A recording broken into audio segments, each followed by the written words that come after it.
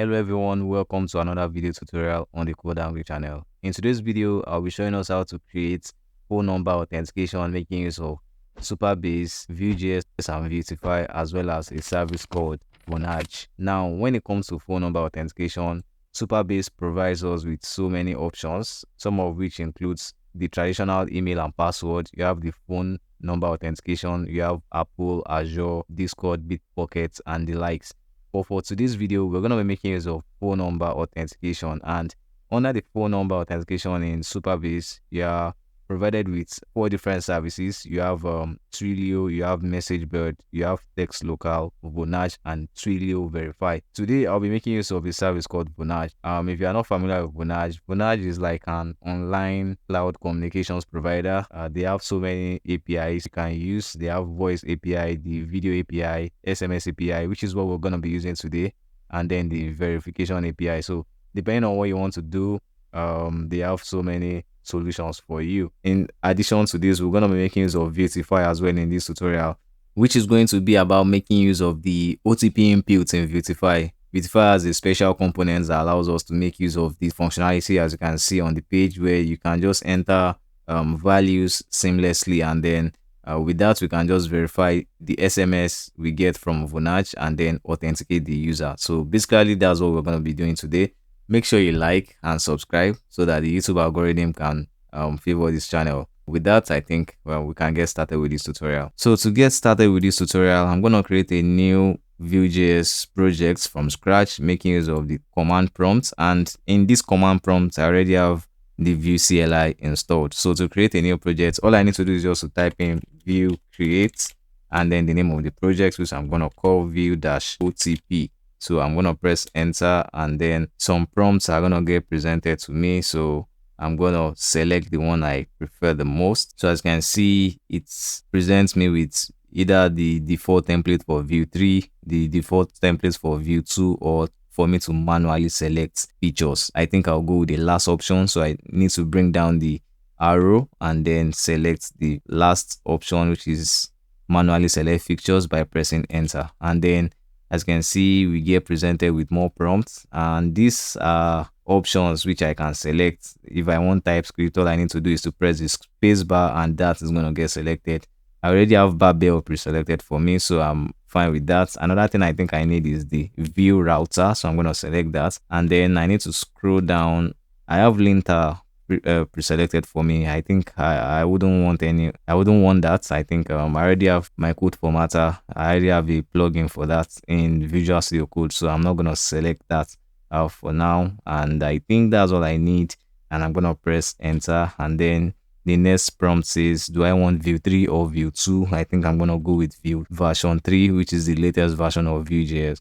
So I'm going to press enter for that, and then it asks if I want to use history mode for the router. I'm gonna say yes, and then it asks me, where do you prefer the placing of the config for Babel, ESLint and the likes. I think I'm gonna select the package.json for that, so I'm gonna press enter, and it asks me if I want to save this preset for future projects. I don't think I want to. I might want to change 1 or 2 things, so I'm gonna select no for that, and then I press enter, and the Vue CLI begins to create a new Vue.js project for us. As you can see, the Vue project has been fully created, making use of the Vue CLI. So the next thing I want us to do before opening the project up in Visual Studio Code is to add Vuetify. So let's add the Vuetify package by running the command vue add Vuetify. So with this, Vuetify will be added to our Vue.js project and would have access to some of the Vuetify components, which makes our work kind of easier. As you can see, we get presented with some prompts. It asks us if we want Vuetify 2, the Vue CLI version, or the configure Vue CLI advanced version, but we are going with Vue 3 anyways. And remember, this project was created by making use of the Vue CLI, so I'm going to select Vuetify 3 and then the option of the Vue CLI preview. So I'm going to press enter for that. Usually there are various options in which you can create your Vue.js project. Vite is one of them, but for this particular tutorial, I'm making use of the Vue CLI directly. So, and as you can see, Vuetify has been successfully added to our project. So next up, let's open up the project inside of Visual Studio Code, and we can do that with the code.command. With that, we get access to the way Vue.js project is being structured in Visual Studio Code. So I'm gonna increase the font size a little bit more for clarity. And as you can see, we get presented with so many folders, so many directories, and I think some of the ones we need to bother with includes the views folder. Here is going to contain some of the components we intend to display in the browser. Then we have the router folder, and inside of the router folder we have an index.js file. This is where we configure our route. We don't need to do anything in the plugins folder. We're just going to make use of the view folder to create new components. So I'm just going to delete some of these files. But before I start doing that, I would like to set up a Vonage and then come back to configure this entire project. So let's have Vonage, the Vonage setup ready. So I'm going to head back to Chrome, and in a new tab, I'm going to search for Supabase phone number auth, and we're going to get presented with some results. And the one we are interested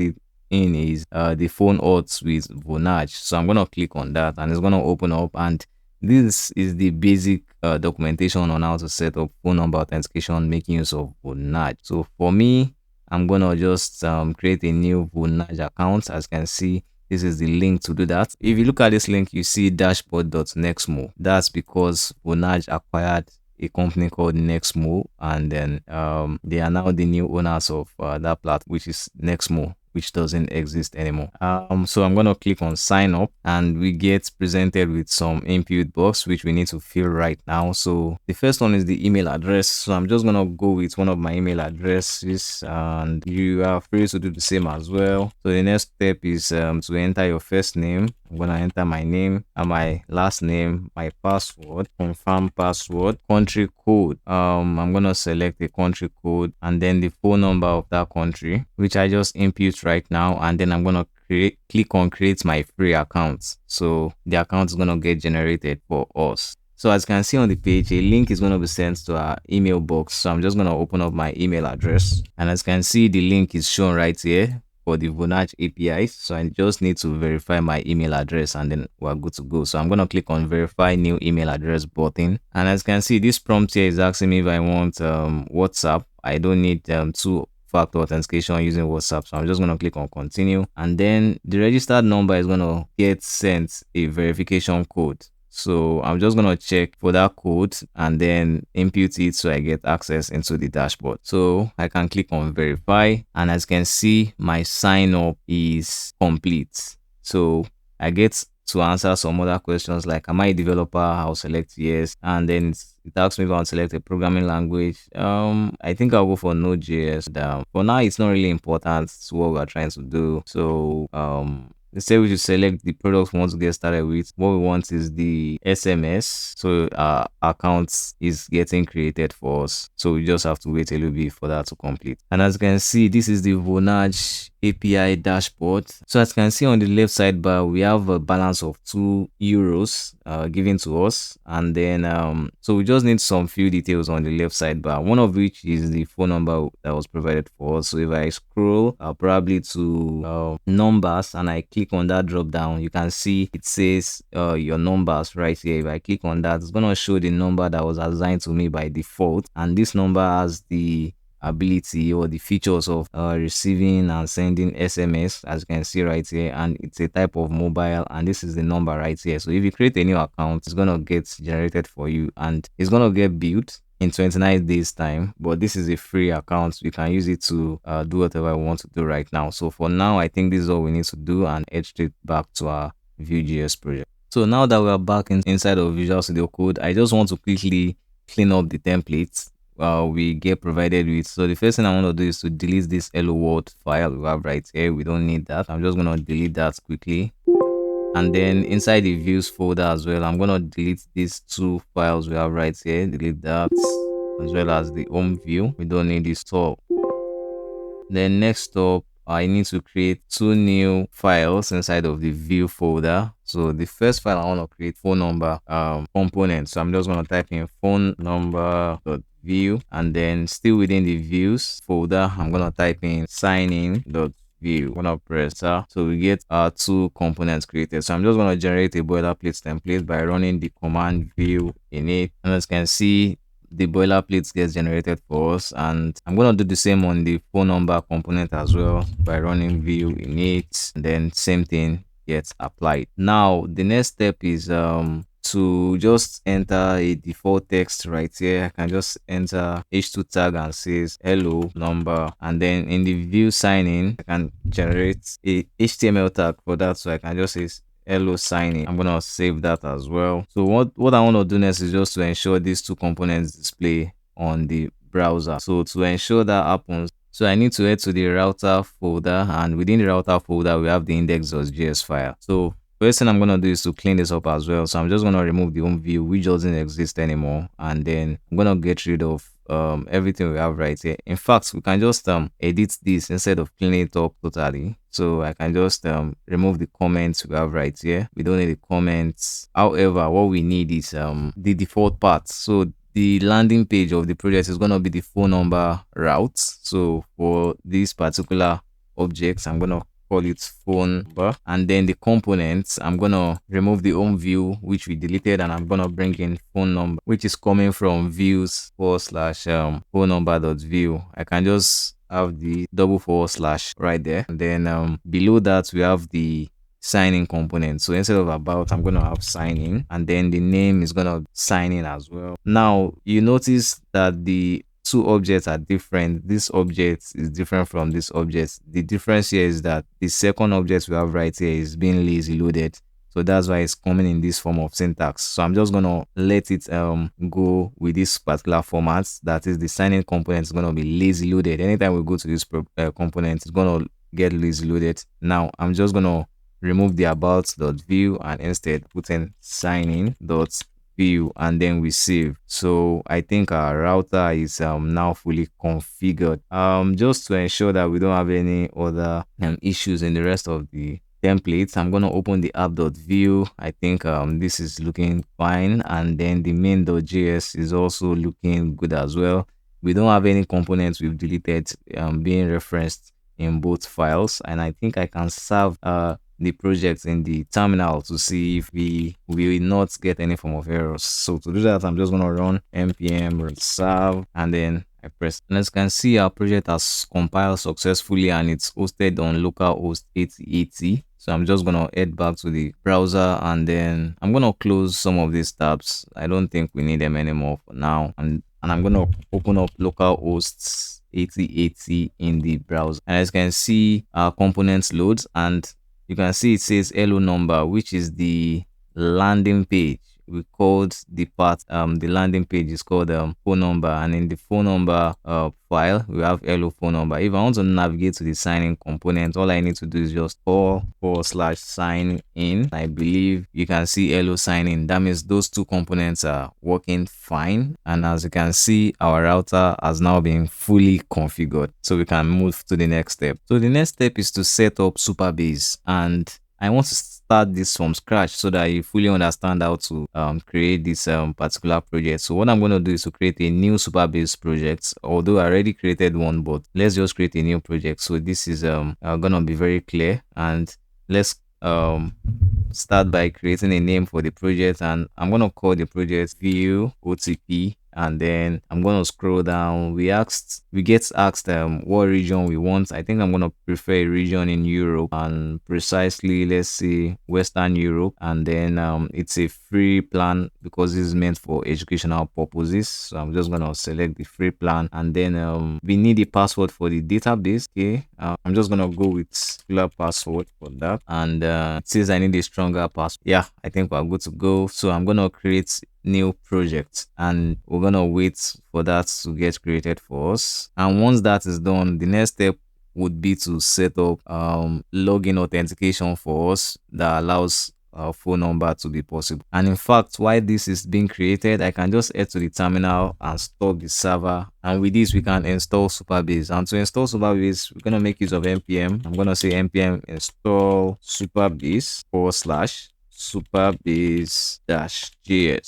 So this is the command to install Supabase inside of our Vue.js projects. So with this, we'll be able to make use of the Supabase client inside of our application and communicate with the API. So I'm going to head back to the dashboard of Supabase, and I'm gonna check the sidebar, and under authentication I'm gonna select providers, and under the providers you can see it's only the email provider that is enabled by default. All other providers are disabled, so I need to enable the phone number authentication, and all I need to do is just click on this toggle, and then with this phone number authentication is enabled. And as you can see also, the SMS providers are just 4 of them, or are they 5? Yeah, 5. We have Twilio and Twilio Verify, as well as MessageBird, Text Local. But like I said at the beginning of this project, we are making use of Vonage, so I'm gonna select Vonage, and then the rate limiting for this SMS is set at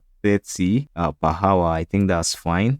So we need to input the Vonage API key as well as the Vonage API secret. So to do that, I need to head quickly to the Vonage dashboard and then copy these 2 important details, which can be located right here under build and manage. So I'm going to click on API settings, and then under the API settings, I'm going to copy this particular API key. You can see this heading, we have API key, and under here we have API secrets. So I'm just going to copy them both. So the first one is the API key. I'm going to copy that, paste that right here, and then head back to the dashboard of Vonage, copy the API secret as well, paste here, and I'm going to disable this phone number confirmation. We don't need to do that. I'm just going to save this default setting we have right here. I think I pasted the secret. It's saying I didn't. Let me re-grab the API secret once more and then paste it right here. Oh, the from, actually that's not the secret. It's saying it will show where the message is coming from. So I'm just gonna call it the code angle, which is the name of this YouTube channel, so that we know where it's coming from.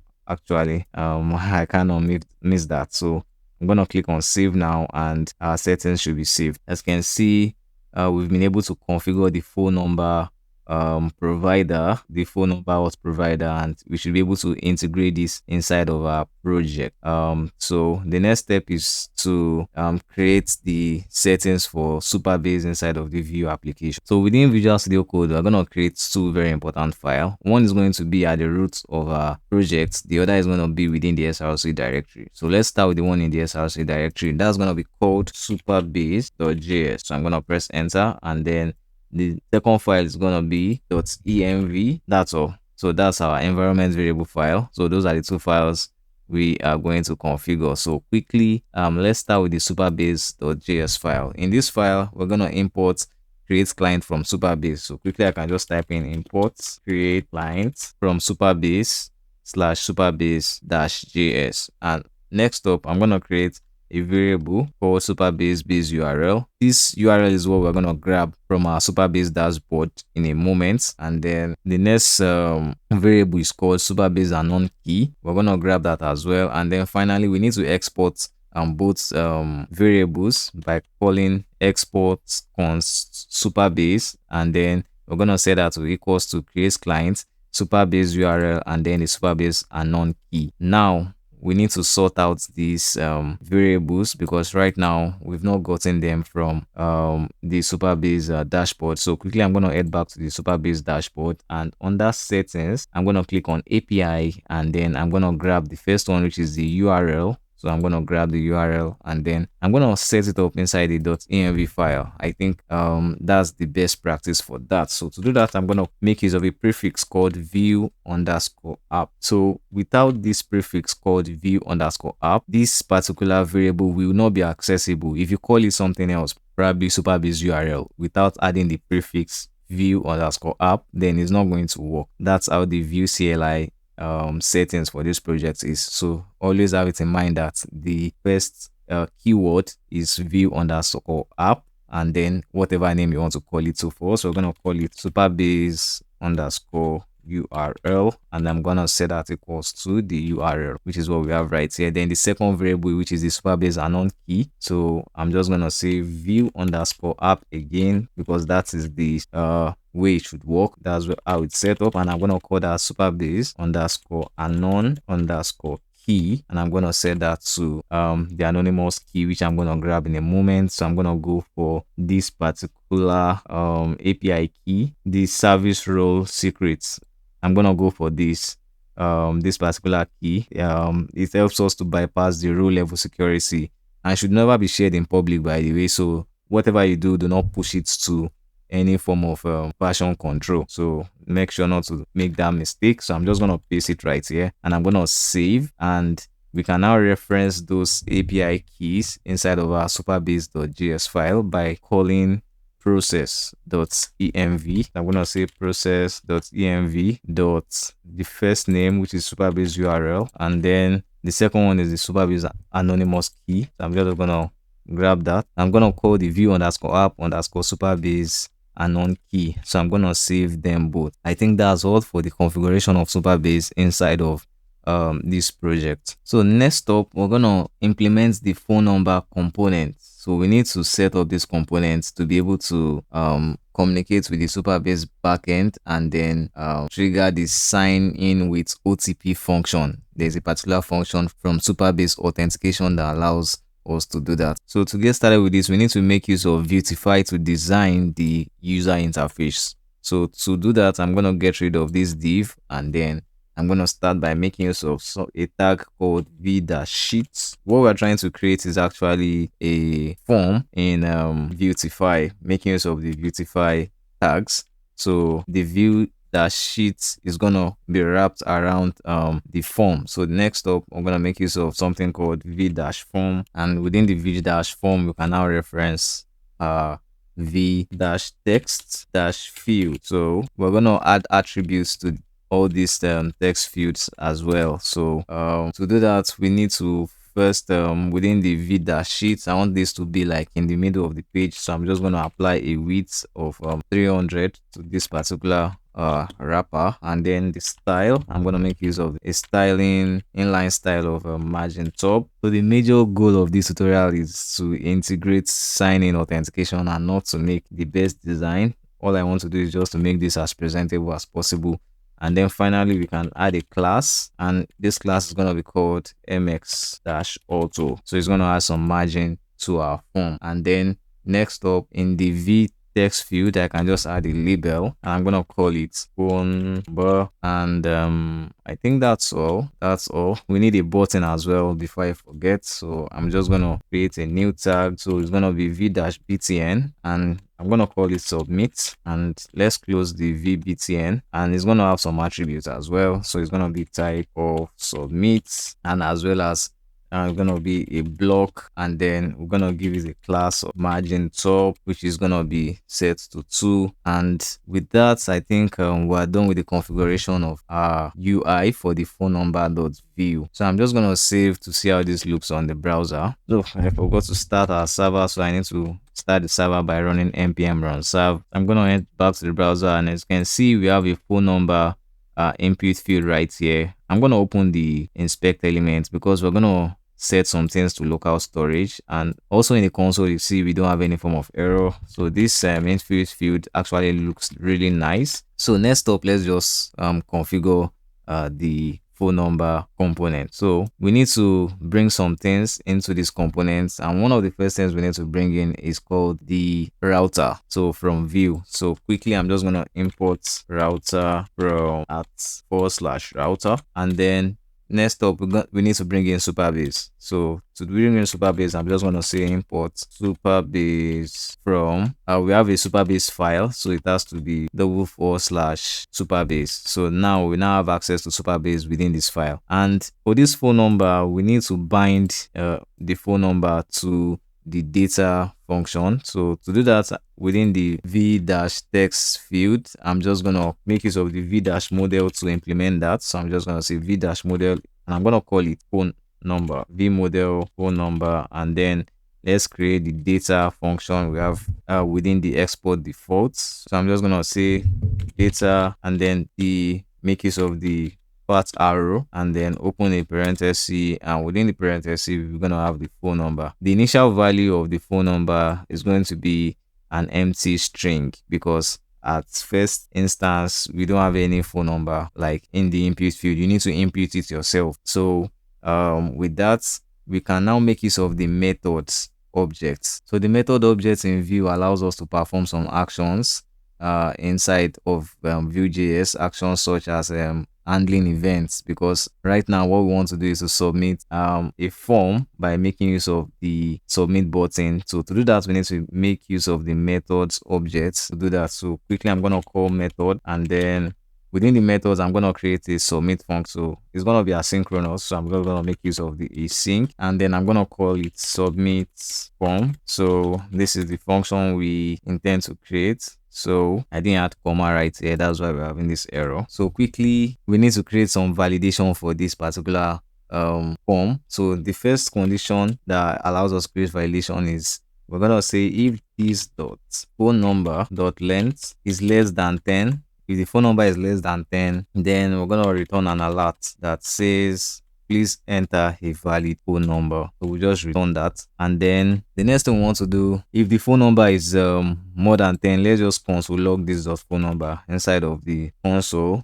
Let's just say this dot phone number to be sure that this particular submit button works properly. We haven't bind the submit form function inside of our v-form tag. So to do that, I'm going to call at submit dot prevent. This is to prevent default, because by default, if you want to submit a form, it refreshes. So to prevent that from happening, we need to make use of the prevent. So I'm just going to call the name of the form, which is our submit form, and then save, and let's test it out. So quickly, inside of the input field, I'm just going to type in some numbers and then click on submit, and as you can see, it gets submitted inside of the console. In a scenario where the numbers are less than 10, if I click on submit, you get the alert which we created as a form of validation that says please enter a valid phone number. So I think that's good to go. So next up, we can just communicate with Supabase. So I'm going to clear this console and then create a variable which is going to be destructured. So we're going to have data and we're going to have error. I'm going to say equals to await supabase.auth, and then it's going to be dot sign. You see, we have so many methods. We have sign in with ID token, sign in with auth, sign in with OTP. What we want to use is the sign in with OTP. So I'm just going to select that, and then I'm going to enter the value of the phone number, which is going to be phone, and then it's going to be this dot phone number. Now this phone is like the payload. It's going to be called phone. If you call it anything else, you get an error. Now next step is to check if the response is correct. So then we know what to do. So if the response is correct, we get back a message ID. So I'm going to say if data.message ID, if it exists, that means we are getting a successful response. So if data.message ID exists, we're going to set the data to local storage. So I'm going to say local storage.set item, and I'm going to call it phone, and I'm going to pass in the value of the phone, which is inside the input field, which is going to be this dot phone number. And then after the phone number has been set in local storage, I'm going to route us to our sign-in page. So I'm going to say router.push, and I'm going to call the name of our sign-in component, which is sign-in. So with this, if the authentication is correct, if we get a successful response, we're going to get routed to the sign-in component, and then we now enter the code, which we get through the SMS. Which is what we're trying to implement. But in a case where the data is not successful, we're going to return an error, which you can see right here. We're going to get an alert which says error.message. So I'm going to save. So we can now test this out by heading straight to the browser, and I'm going to head straight to Vonage, and I'm going to grab the number we were provided with, which you can see under the numbers tab. So I'm going to click on your numbers. So this is the free number we're given. I'm going to copy this number and then paste it in the phone number input field, and let's test this out. I'm going to remove the country code, which is 1, which we have right there. So I'm going to click on submit, and then I think we get a successful response. When I check the network tab, we can see the preview and then the message ID. Because the message ID exists, this response is successful, and we should be able to get a code, which we can also see inside of Vonage. So I'm going to refresh Vonage, and then I'm going to check the logs, and within the logs, we should be able to see the OTP. So under the quick links, you can see logs. I'm going to select SMS logs, and we should be able to see the logs right here. So as you can see, we get the code. If you scroll to the message body, this is the code 905006, but there's no way we can test the code because we haven't implemented the sign-in component. So to do that, we need to head straight to the sign-in components, which also makes use of the Supabase service. And to do that, we need to first redesign the UI. First tag is going to make use of, it's called the v-otp-inputs,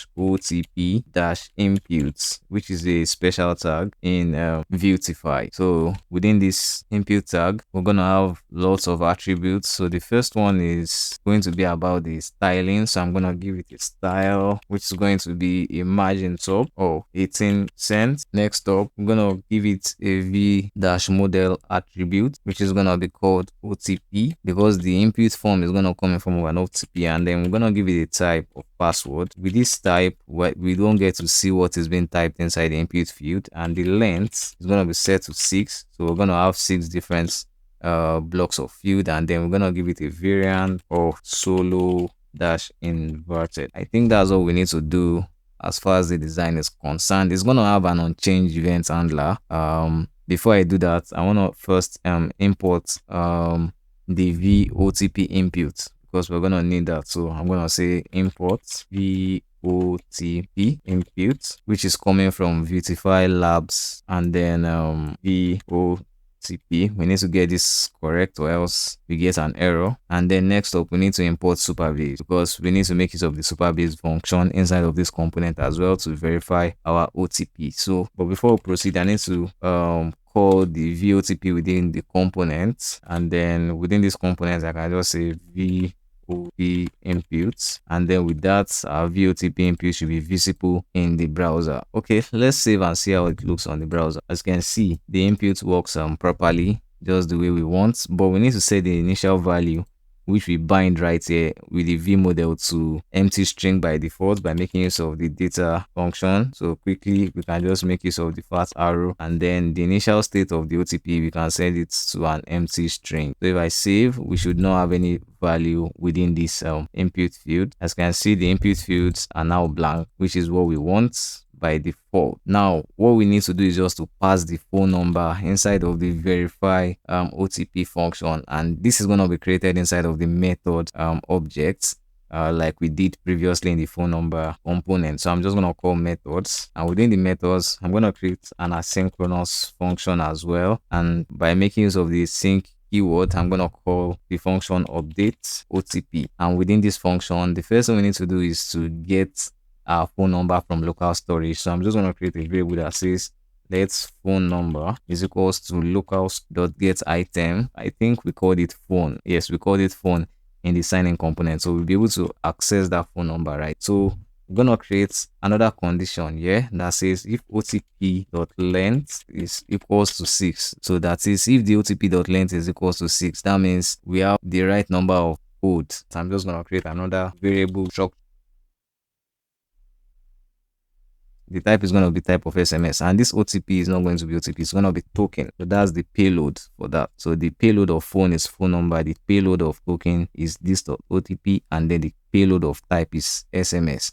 Now we need to handle the scenario for error. So if error exists, then we need to alert error.message. Now the session, I want to log into the console. So the session, I can just log it into the console by saying console.log session, and then this error condition should be inside of this if statement as well. So I think with that we're good to go. I'm just gonna format this properly, and then once it's up to 6, it's going to fire off this particular verify OTP method from this verify OTP method from Supabase. So quickly let's test this out. I'm gonna head back and then refresh the entire page, and let's enter our phone number once more from Vonage. So I'm just going to click on submit. Then we get a successful response. Head straight to the Vonage dashboard, refresh the dashboard. While the dashboard is refreshing, let's enter a random OTP. So I'm just going to type 1 to 6. Let's see the response we get. Nothing happened. That's strange. This should be OTP.length, not this.otp.length. So I made a mistake there. And then the method is not firing off because we didn't call the unchanged event handler within our VOTP attribute or within the VOTP tag. So I'm just going to say at change is equals to update OTP, which is the name of our method, and it's going to have an event as well as the OTP value. So those are the two arguments. So we're going to pass the argument right here as well, event and OTP. So we totally forgot about that. So I think it should work properly right now. So we have the event handler as well as the OTP variable, which is binded using the V model. So quickly, I believe this time around it should work. So I'm just gonna enter the phone number from Vonage, and before I test out the correct OTP, I'm gonna enter a random OTP, and as you can see, it says token has expired or is invalid. So you get a wrong error message. And remember, we set the token to last for 120 seconds. So quickly let me refresh once more and then try to grab the correct OTP code. Okay, I think this should be it right here, 840321. So I'm just gonna clear this. I'm gonna enter 840321. As you can see, we get a successful response. And if you check the console, it says undefined. Probably we didn't log it properly. But if you check the network, you can see we have the right object, which you can use to log your users into the dashboard if you have a dashboard. For now, we don't have any dashboard, but I'd like to log this in the console. Actually, I don't know why it's not showing. So I'm console logging the session, which is line 25. It says undefined. I think it's showing undefined because I can see where the error is coming from. This session shouldn't be session. The destructuring should be data, not session. So the response should be data and not session. I think I made a slight error there, and we need to retest this. And to do that, we need to head back to the phone number component, which is our landing page, which we have right here. So quickly, let's paste in the phone number, then click on submit and quickly refresh the Vonage dashboard. Ideally, you want to get this through your SMS, through your phone, for the user, but we are using a for educational purpose. I think getting it from the dashboard is much easier for us. So I'm just going to type in the code, which is 086079. 086079. If I got that correctly. And as you can see, we're able to log the data to the console, like important data like the access token when it expires, and the refresh token, the token type, the user ID, like all the important stuff that you need to implement, make use of inside of the dashboard. And as you can see inside of this app metadata as well, the provider is phone, and you can make use of this to create a form of authentication when someone wants to have access to your dashboard. I think this is one of the implementation Supabase provides, and I think it's really awesome. And I think that's it for this tutorial.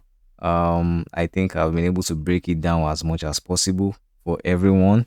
So if you have any questions, feel free to drop it in the comment section. Also, if you want access to the GitHub repository, I'm going to provide the link in the description box as well. So thank you very much for watching. Do make sure to like, do make sure to subscribe, and I will catch you again in the next video. Thank you.